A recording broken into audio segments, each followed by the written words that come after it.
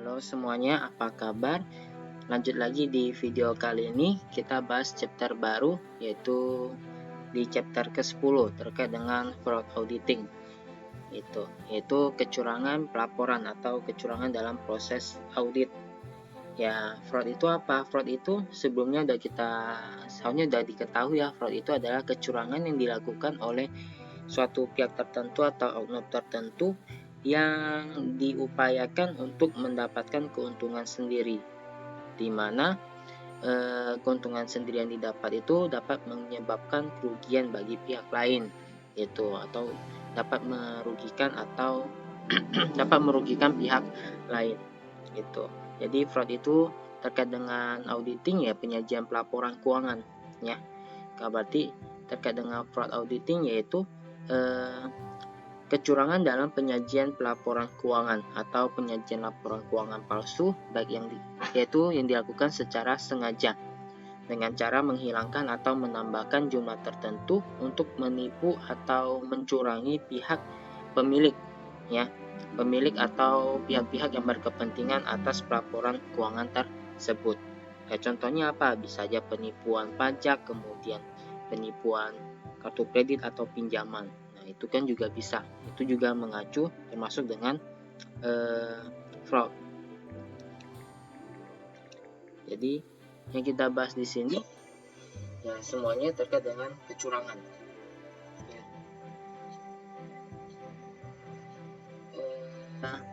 Di dalam salah saji pelaporan keuangan itu ada dua jenis salah saji ya, ada dua jenis salah saji. Yang pertama itu kita sebut sebagai error.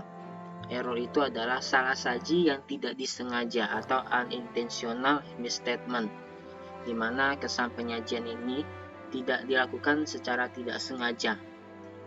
Sedangkan salah saji yang dilakukan secara sengaja atau intentional misstatement itu disebut sebagai fraud, di mana salah saji yang disengaja ini menyebabkan kerugian yang signifikan atau kerugian yang material terhadap para pengguna pelaporan keuangan ya, yang berkepentingan atas pelaporan keuangan itu.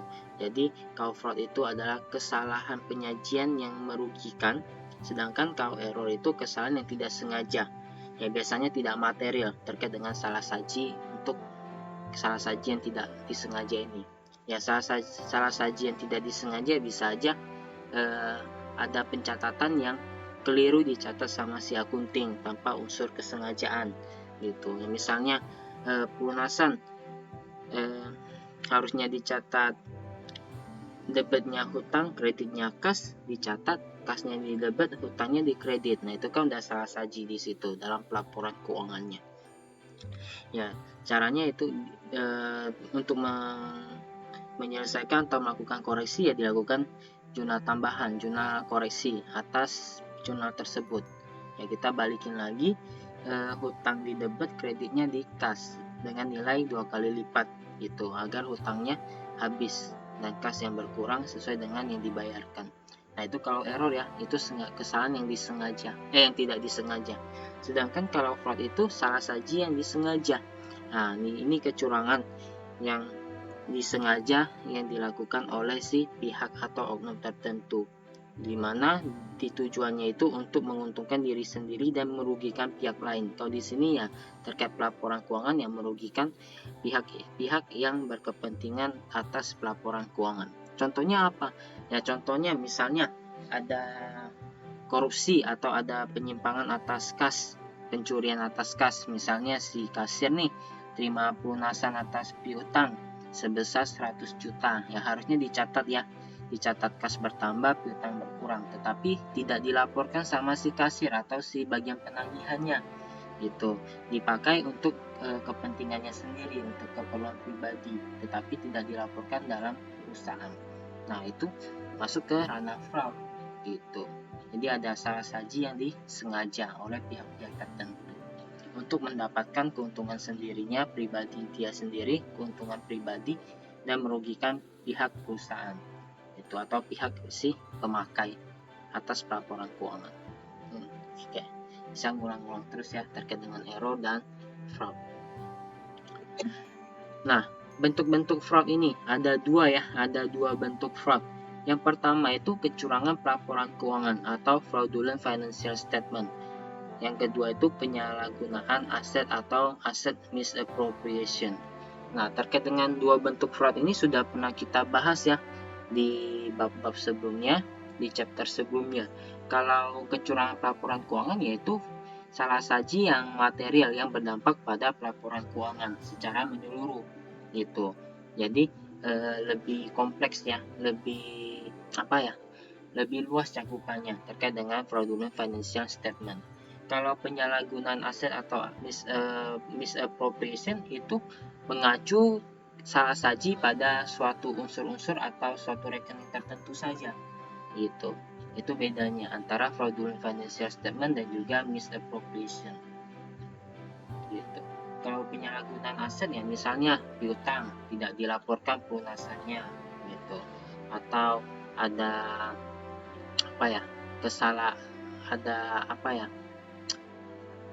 penyimpangan atau pencurian atas persediaan atau aset tetap, itu masuk ke penyalahgunaan aset atau aset misappropriation. Kalau kecurangan pelaporan keuangan yaitu salah saji yang berdampak pada pelaporan keuangan ya, salah saji atau kecurangan yang bersifat material yang mempengaruhi pelaporan informasi dalam pelaporan keuangan secara keseluruhan gitu. Contohnya apa? Ya penggelapan, korupsi, itu sudah masuk ke fraudulent financial statement harusnya. Atau contohnya terkait dengan penggelapan pajak gitu, atau penghilangan kas gitu, pencurian atas kas. Pokoknya segala sesuatu hal yang menyebabkan terjadinya salah saji material pada pelaporan keuangan. Nah, itu yang disebut dengan fraudulent financial statement. Jadi intinya ya untuk penyalahgunaan aset atau misappropriation itu terkait dengan fraud atau salah saji yang tidak mempengaruhi keseluruhan pelaporan keuangan. Nah, yang sifatnya itu masih kecil ya, yang masih sederhana ya. Yang fraud ini ya terkait dengan penyalahgunaan aset ini adalah fraud yang paling mudah dideteksi karena sifatnya itu dapat diukur gitu. Ya skopannya atau ruang lingkupnya itu masih kecil. Tetapi kalau fraud yang sudah ruang lingkupnya besar, skopnya udah besar, yang mempengaruhi pelaporan keuangan, salah saji atas pelaporan keuangan secara keseluruhan, itu atau tindak kejahatan ini umumnya itu dilakukan oleh pejabat atau eksekutif perusahaan. Nah, ini jajaran direksi tertinggi, jajaran pimpinan-pimpinan yang ada di hierarki atas terkait dalam suatu struktur organisasi. Nah, untuk menutupi kondisi keuangan yang sebenarnya. Nah, itu kan udah skopnya itu udah gede tuh, udah besar tuh, yang dapat mempengaruhi salah saji dalam informasi pelaporan keuangan. Jadi yang kalau skopnya besar yang mempengaruhi pelaporan keuangan secara keseluruhan itu udah masuk ke kategori fraudulent of financial statement, kecurangan pelaporan keuangan. Biasa dilakukan untuk fraudulent financial statement itu dilakukan dengan cara melakukan rekayasa data transaksi atau laporan keuangan. Itu udah ada perekayasaan atas laporan keuangan.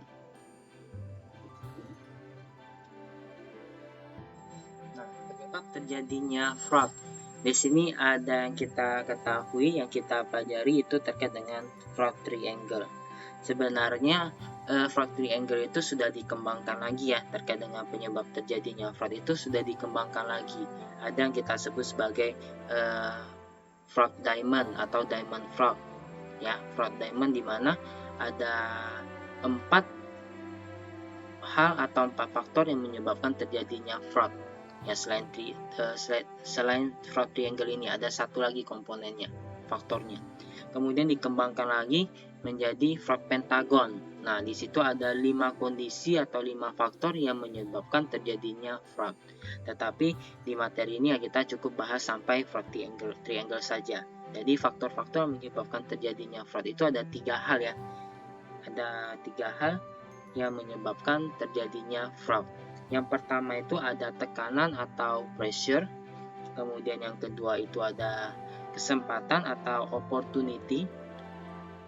Yang ketiga itu ada pembenaran atau rasionalisasi, ya, atau pembenaran oleh si pihak pelaku fraud itu sendiri. Gitu.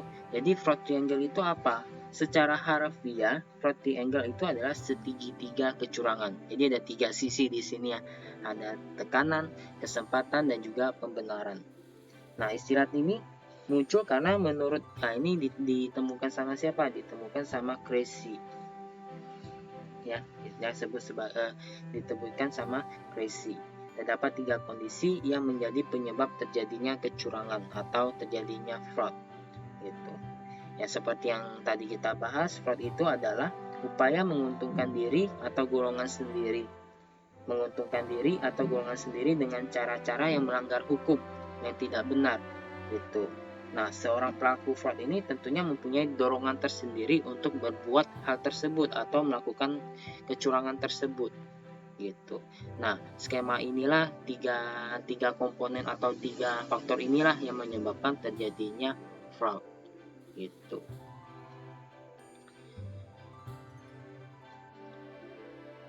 Kita mulai dari yang pertama, tekanan atau pressure. Pressure ini merupakan salah satu faktor yang krusial dalam peristiwa atau dalam terjadinya fraud, di mana setiap pelaku kecurangan ini umumnya memiliki tekanan yang kuat dalam dirinya sehingga memutuskan untuk berbuat curang. Dia mempunyai pressure, mempunyai tekanan, ya, dalam kondisi dan situasional si pelaku sehingga memaksakan si pelaku untuk melakukan fraud. Ya, biasanya ya terkait dengan tekanan ekonomi, ya, gitu. Jadi dia mengalami kesulitan keuangan, mempunyai banyak hutang misalnya, ya otomatis dia untuk melunasi hutangnya atau menutupi atau menyelesaikan tuntutan ekonomi yang terjadi dalam diri dia sendiri, ya tanpa pikir panjang, ya dia melakukan fraud gitu. Jadi ini yang dimaksud dengan pressure, yaitu suatu faktor krusial di mana si pelaku fraud ini memiliki tekanan yang kuat dalam dirinya yang menyebabkan atau sehingga dia memutuskan untuk berbuat curang. Gitu. Ya, kalau terkait dengan tekanan atau pressure ya pastinya berkaitan dengan masalah keuangan, ya, masalah finansial dari si pelaku fraud. Cuma sebab bukan cuma karena uang juga, bukan karena tekanan finansial si pelaku fraudnya juga. Kadang tekanan juga timbul dari keinginan untuk menduduki suatu jabatan tertentu, ya, sehingga karyawan melakukan fraud dan juga sehingga melakukan fraud dan menjatuhkan citra dari rekan kerjanya, itu juga bisa. Gitu. Kemudian yang kedua itu ada kesempatan atau opportunity. Ya, ketika seorang staf memiliki tekanan besar untuk berbuat curang, tindakan tersebut tidak akan terjadi tanpa adanya peluang.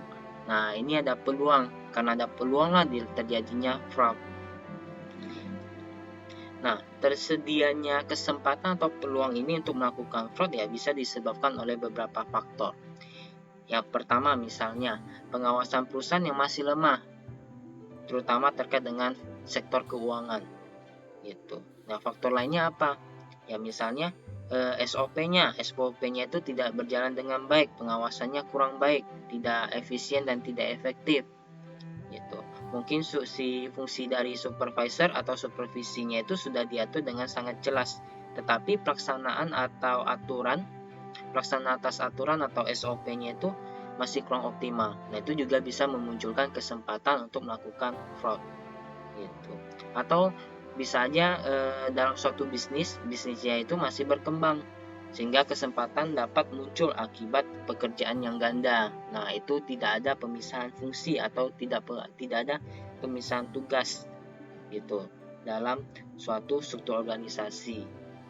Nah, misalnya seorang staf ditugaskan mengurus kasir dan juga melakukan pelaporan akuntansinya serta melakukan pembelian sekaligus. Nah, 3 fungsi krusial ini, 3 fungsi utama ini dilakukan sama satu orang saja. Nah, itu kemungkinan menjadi kesempatan si pelaku untuk melakukan fraud gitu. Kalau dia mempunyai akses yang luar biasa banyak gitu.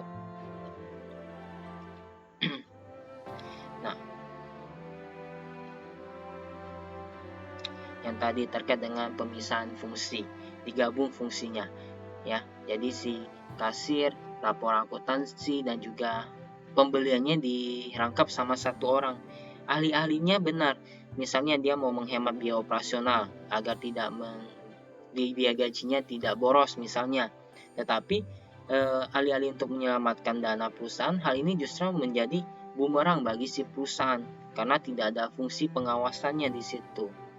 Nah, akhirnya muncul peluang terjadinya fraud, ada kesempatan untuk melakukan fraud gitu. Selain itu, peluang fraudnya itu juga bisa timbul karena akibat situasi kerja yang tidak kondusif. Dengan kata lain, adanya internal control yang sangat krusial untuk mencegah terjadinya fraud.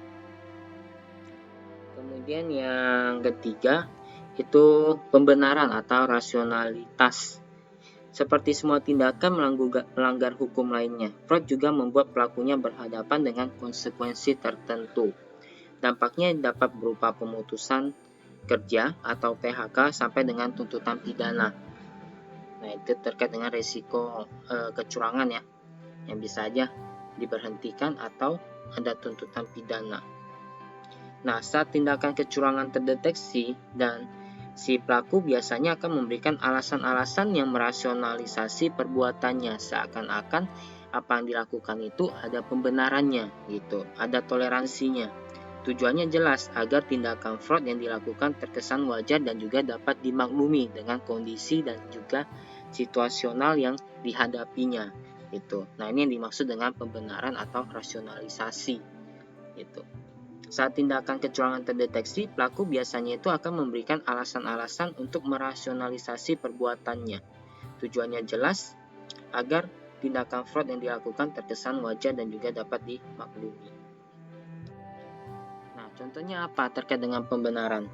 Ya, biasanya alasan yang kerap disampaikan yang dibela sama si pelaku fraud yaitu sebagai contohnya adalah ya gaji. Nah, gaji yang diberikan kurang, misalnya kurang sesuai dengan apa yang dikerjakan atau beban pekerjaannya dianggap tidak sesuai dengan gaji yang diterima. Sedangkan perusahaan telah memperoleh banyak keuntungan berkat kontribusi dari si pelaku fraud gitu. Nah, itu juga bisa jadi alasan dari si pelaku untuk melakukan fraud, yaitu dalam bentuk pembenaran atau rasionalisasinya gitu. Nah, ini terkait dengan fraud triangle ya. Nah, seiring perkembangan zaman, perkembangan masa, saat ini fraud triangle ini dikembangkan lagi ya. Ada 2 kali pembaharuan ya, yang dari fraud triangle berubah menjadi fraud diamond, di mana ada tambah lagi satu faktor penyebab terjadinya fraud, itu capability ya. Capability yaitu kapasitasnya atau kemampuannya, itu kapasitas dari si pelaku fraud. Yang berikutnya setelah fraud diamond dikembangkan lagi ya menjadi fraud pentagon.